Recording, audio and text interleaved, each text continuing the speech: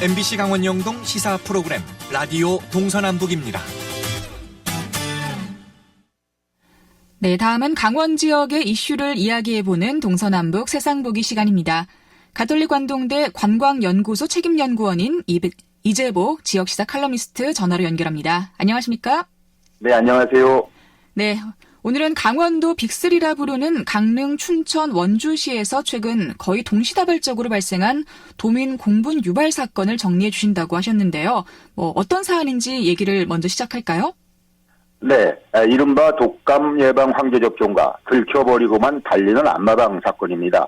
황제 예방 접종은 강릉과 원주시에서 발생을 했고 달리는 안마방은 춘천시의 일로 모두 시장이 주인공이었습니다. 이상한 것은 주인공이 분명한데 전혀 관계가 없는 사람처럼 말을 한다는 것입니다. 관행이다, 모르는 일이다 이렇게 말을 하고 있습니다.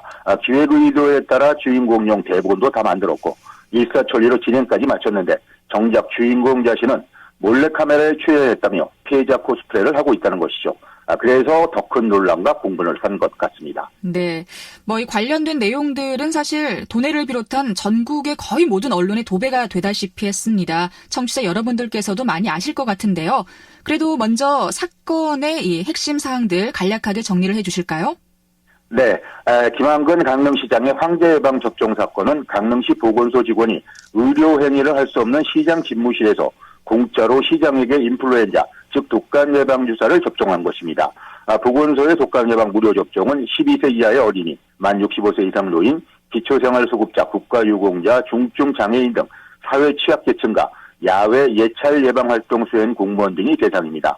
더구나 김 시장의 공짜 예방 주사 시기와 취약계층 무료 예방 접종 기기가 겹친 점도 문제점으로 지적이 되고 있습니다. 원창묵 원주시장도 비슷한 내용입니다만 여긴 한술 더 뜹니다. 부시장 등 간부 공무원들과 서너 명을 제외한 시의원 모두가 참여함으로써 고위직 공짜 주사 맞고 인증샷 남기기 아니냐 할 정도로 이벤트처럼 진행이 됐기 때문입니다. 네. 그리고 춘천시에서 일어난 일은 전국 뉴스의 메인으로 나올 정도로 화제가 됐었죠. 어떤 일이었는지 내용을 정리해 주실까요? 네, 춘천시가 지난 10월 사용기한이 넘은 업무용 차량을 카니발 하이 리무진으로 교체를 했습니다. 가격은 5,500만 원. 이 차종의 최상위 기종임에도 시장에 앉는 뒷좌석 시트를 바꾸기로 합니다. 안마 시스템과 전동허리 쿠션이 장착된 의전용 VIP 전동 시트에다 발 받침대 수납장까지 시내 안마방과 다른 바 없는 수준입니다. 문제가 발생을 합니다. 시트 교체 비용으로 차량 가격의 거의 3분의 1 수준인 1,480만 원을 쓴 것입니다. 여기에다 개조 승인도 안 돼 결국 불법 차량이 됐습니다. 알고 그랬다면 공범일 것이고 모르고 그랬으면 직무유기에 해당하는 사안이 됐습니다.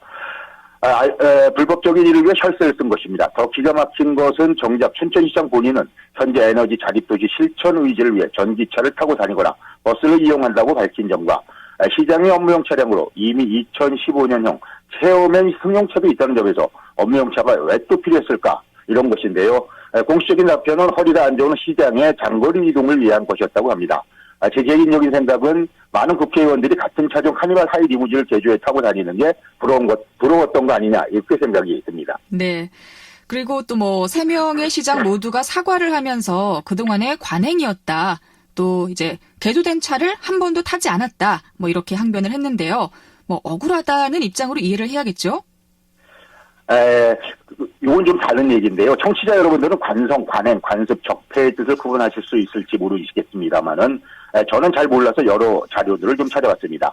관습은 다른 세계의 단어 사용과 차이가 좀 있기에 제외를 하고 관성, 관행, 적폐를 발생 순서, 의미의 크기, 적용 범위를 집단과 사회로 넓혀 정리를 한번 해보겠습니다. 관성은 일정한 방향으로 가고자 하는 성질로 가족이 아닌 사회생활 속 집단, 단체, 조직 모두가 가지고 있습니다. 예를 들자면 시민 한 분 한 분이 행복한 강릉시, 이런 같은 목표를 이루는 실천 방향과 방법이라고 할 수 있겠고요. 관행은 어디에 적용하는 것에 따라 폐쇄이거나 집단 이기주의로 나타나기도 합니다. 일상용어 의미에서는 관습적인 모든 행동이지만 일정한 지역이나 집단에서의 관행은 특수성입니다. 즉 일정한 목적을 위해 특정한 기회에 행하는 예를 들자면 거래 관행, 노사 관행, 공무원 조직의 관행, 우리 부서 관행 등과 같이 그 조직의 존립, 특징적인 사활동 등이 이에 포함이 됩니다. 네. 그럼 적폐 해석에 이제 대한 말씀하기 전에 조직 내부의 관행이었기 때문에 그럴 수도 있겠다. 이렇게 이해를 할 수도 있다는 의미도 되는 건가요? 그건 그렇지 않습니다. 시장은 공무원 조직의 구성원이 아니라 시민들이 뽑은 선출직이기 때문입니다. 모든 판단의 기준은 시민이어야 합니다. 단 한 번의 예의로 인정되지 않으며 시민의 뜻과 의사에 반하는 생각조차도 허락되지 않습니다. 그것이 모든 일의 시작이며 끝이 되는 원칙입니다. 시민들로부터 위임된 권한은 사적 이익이나 특정 집단에게 쓸까봐 고위공직자 직급의 급여까지 챙겨주는 고용주는 공무원 내부 조직이 아니고 시민이라는 말씀입니다. 네. 최근 몇 년 사이에 적폐라는 단어만큼 많이 사용된 말이 있을까 할 정도인데요. 잘못된 관행이 쌓인 것이 적폐이고 또 문재인 정부 제1국정과제가 적폐 청산임에도 여기저기서 여전히 이 적폐라는 단어가 나타나는 이유가 뭘까요? 네, 말씀하신 것처럼 적폐는 오랫동안 쌓이고 쌓인 폐단의 덩어리입니다. 폐단은 어떤 일이나 행동에서 나타나는 옳지 못한 경향이나 해로운 현상을 의미합니다. 그 시작은 바로 잘못된 줄조차 모르고 이어진 내부 관행입니다. 선출직의 목숨은 3년도 채 안 되지만 우리는 영원하리라는 말은 공직사회 내부에 촘촘하고도 흐트러짐 없이 잘 짜여진 조직 관행의 힘을 대변하고 있습니다. 적폐 청산의 시작은 이러한 그들만의 카르텔 이너서클을 원칙과 기준이라는 잣대로 꿰부수는 일이며 그 첫 번째 단초는 불공정 관행의 폐지와 혁신입니다. 그렇다면 좀 구체적인 예를 들자면 어떤 게 있을까요? 네, 이재소 춘천시장은 사과 기자회견에서 구입 후 새로 개조한 차가 불법이라는 것을 보고를 받고 알았고 보고 후 한 번도 타지 않았다 이렇게 말을 했는데요. 이 말에서 우리는 두 가지 정도 불공정 관행을 생각해 볼 수 있습니다.